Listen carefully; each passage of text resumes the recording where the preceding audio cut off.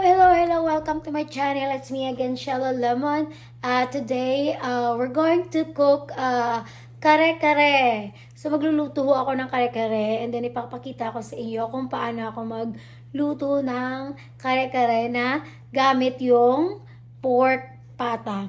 So, before that, I'm going to show it to you na kailangan muna na linisin yung pork pata. And let's start. Ang gagawin ho natin is parang papakuluan lang ho natin yung pork pata para mawala ho yung langsa.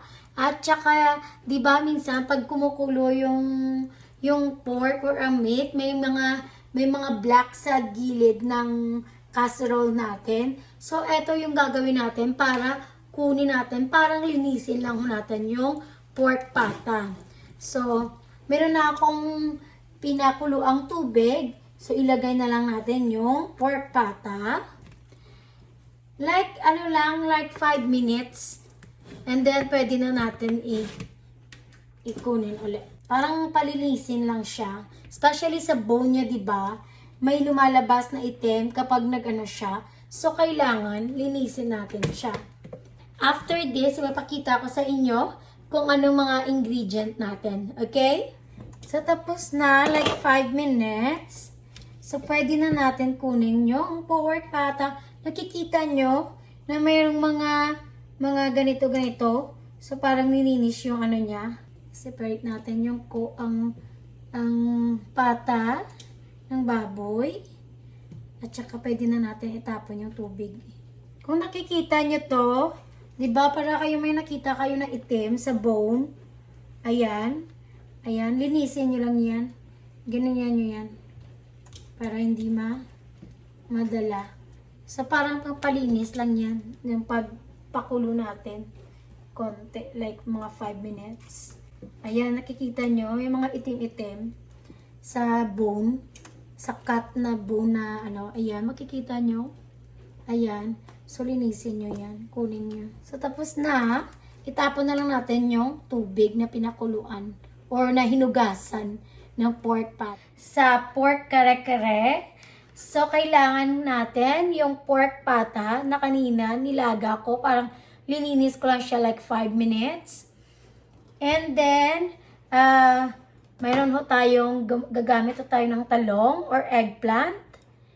And then, gagamit ho tayo ng, balatong or string beans. And then, kailangan natin ng garlic, onion, at saka cornstarch. And of course, hindi mabubuo ang kare-kare kung wala po ang peanut butter. Ayan. At meron ho tayong 1 tablespoon of atswete na mamaya i-dissolve natin siya sa water. Okay? Tapos gagamit rin ho ako ng pork cubes. At saka, wala ho akong bok choy. Ano ba yun? Yung vegetable, bok choy o bok choy. So, eto na lang ho meron ako. So, hindi ko na ho hahanapin ang wala. Pumunta na ako sa Asian store, sa Walmart, sa Natural Grocers, sa Target. Wala ho talaga. So, ayaw ko na hong hanapin yung ayaw magpahanap. Ayaw ko nang hanapin ang wala. So, sorry ho, eto drama na. Balik tayo. So, eto na lang gagamitin ko, Chinese pichay. And then, of course, gagamit ako ng salt at saka pepper para ho mamaya, okay? And then, let's start cook. So magsusute ho tayo or gigisa tayo ng garlic at saka onion. Still the same, I'm gonna use my coconut oil. Malapit na maubos. There you go. 1 tablespoon of coconut oil. Then, isute lang natin yung garlic. 4 cloves of garlic. Pwede na natin ilagay yung onion.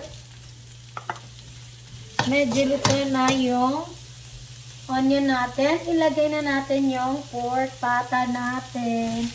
Ayan, na mga malalaki. We're gonna add a salt. Huwag natin damihan ng salt kasi we're gonna put bagoong later. And then, a black pepper. Then, maglagay lang tayo ng tubig. 2 o 4 na cup na water. I-4 na lang natin para pakuluan siya, palambutin yung pork pata. Then, tingnan natin like 10 to 15 minutes. Napakulo hanggang lumambot ko yung na pinakuluan natin. I-try natin. Ayan, medyo malambot na siya. But, lagyan na natin ng dalawang pork cubes. Tapos, takpan natin like another 5 minutes. Ilagay natin yung peanut butter natin na 2 tablespoon. Kung gusto nyo dagdagan, pwede rin. Depende sa panglasa nyo. Then, hintayin lang natin na matunaw yung peanut butter natin until the peanut butter like dissolve. Ilagay natin ang next natin na ingredient. Takpan lang natin another. Ayan, after like 3 minutes, pwede na natin ilagay yung ating cornstarch na siya ang nagpapalapot ng ating sauce. Yung ating cornstarch. Ayan. Okay, i-dissolve ko na lang siya muna sa water. Sa konting tubig. Tapos, lagay natin.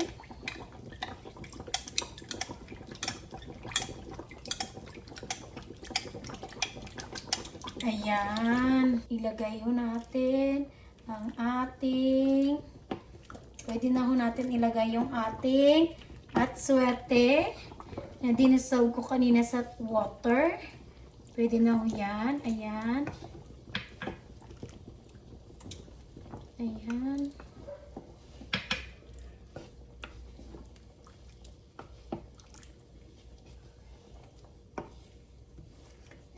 Ay, sarap kaya ano.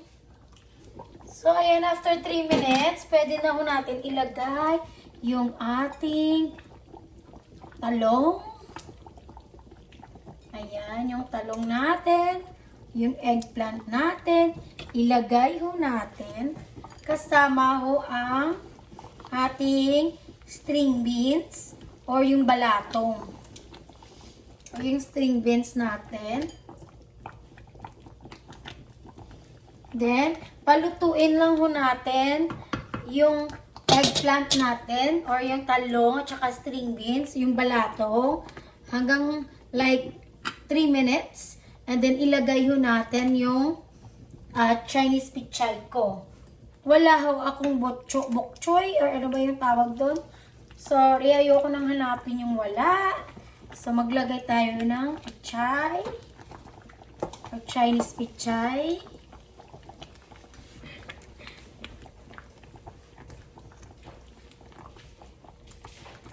So, ilagay na natin yung Chinese pichay. Kasi gutom na yung mga family ko. Gutom na yung pamilya ko.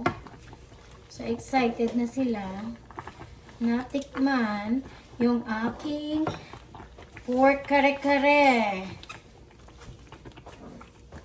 Ayan.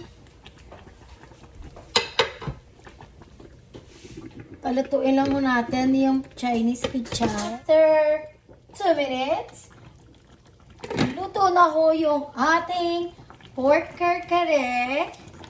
Nagamit ko lang yung Chinese pichay. Chinese pichay ba to? I don't know. Chinese pichay to siguro, ano?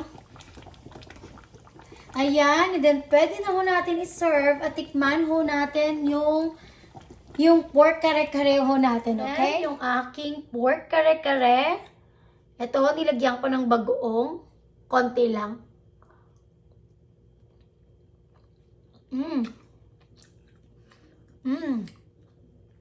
Sarap po talaga. Hope you guys, you like the way I cook my pork kare-kare. And if you like, guys, please share my videos, share my YouTube videos, and then please like ko ang hindi pa ho nakasubscribe. Please subscribe to my channel. And then mag-comment so kayo, and then any suggestion, any comments, I will accept it. And salamat ho talaga, parami na po ng parami yung aking mga subscriber. Thank you so much, guys. And I'm very happy kasi marami talagang nagko-comment sa aking YouTube channel, and I'm very happy about that. And please try the pork kare-kare with the pork pata kasi napakasarap po. And hope you like the way I cook. And have a good night. Gabi na ho dito sa amin. Hopefully sa Pilipinas is morning. And I know pala sa Pilipinas is morning. So, have a good night. Have a nice day. I love you all. Have a blessed day. Bye. I love you. Thank you, guys. Excited na ako. Sorry. Napasigaw ako. Sorry.